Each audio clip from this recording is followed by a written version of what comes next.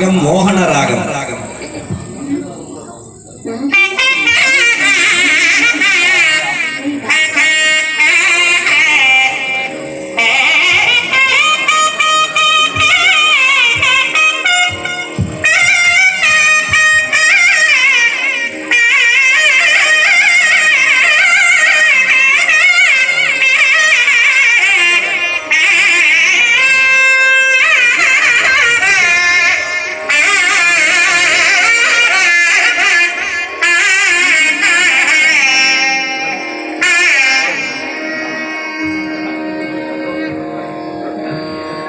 ராகங்கள் சமர்ப்பணம் செய்விக்கப்பட்டு அதனை தொடர்ந்து இப்பொழுது எம்பெருமானுக்கு கணபதி தாளமானது சமர்ப்பணம் செய்விக்க உள்ளது.